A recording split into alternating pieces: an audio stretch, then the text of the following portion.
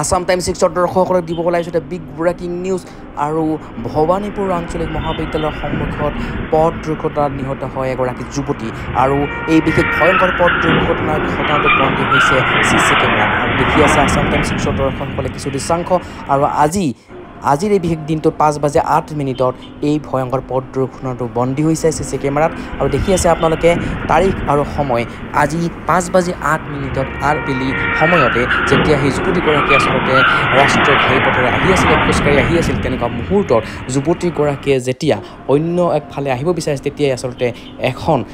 এখন বিশেষ বাহনে মহতিয়াই নিয়ে আৰু সেই বাহনখনৰ খুন্দাত যুৱতীগৰাকী প্ৰায় বহু দূৰলৈ ছিটিকি পৰে আৰু তেনেকুৱা মুহূৰ্তত যুৱতীগৰাকী যেতিয়া ৰাষ্ট্ৰীয় ঘাইপথত পৰি যায় তেতিয়া তেনেকুৱা মুহূৰ্তত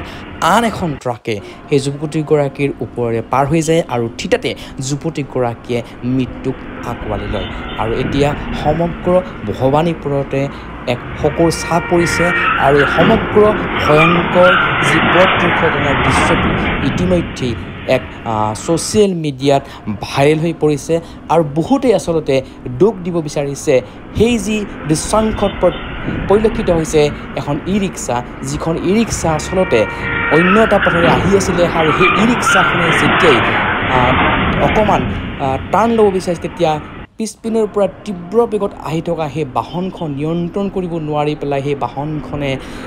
অন্য এটা পথলৈ আহিব বিচাৰে তেনেকুৱা মুহূৰ্তত খোজকাঢ়ি থকা সেই যুৱতীগৰাকীক খুন্দিয়াই আৰু যুৱতীগৰাকী ছিটিকি বহুত দূৰলৈ পৰি যায় আৰু তাৰপিছত অন্য এখন বাহনে যুৱতীগৰাকীৰ ওপৰেৰে পাৰ হৈ যায় আৰু থিতাতে নিহত হয় যুৱতীগৰাকীয়ে আৰু বহুতে প্ৰশ্ন কৰিছে আচলতে যি ই ৰিক্সাসমূহ আছে সেই ই ৰিক্সাসমূহ আচলতে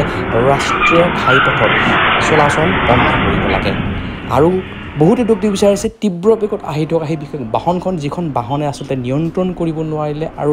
এগৰাকী যি খোজকাঢ়ি থকা যিটো আচলতে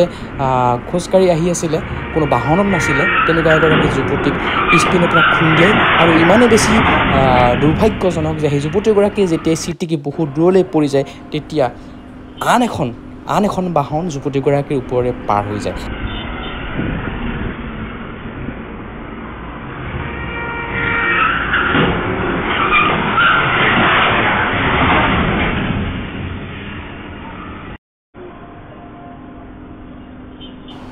News Desk Report, Assam Times 6.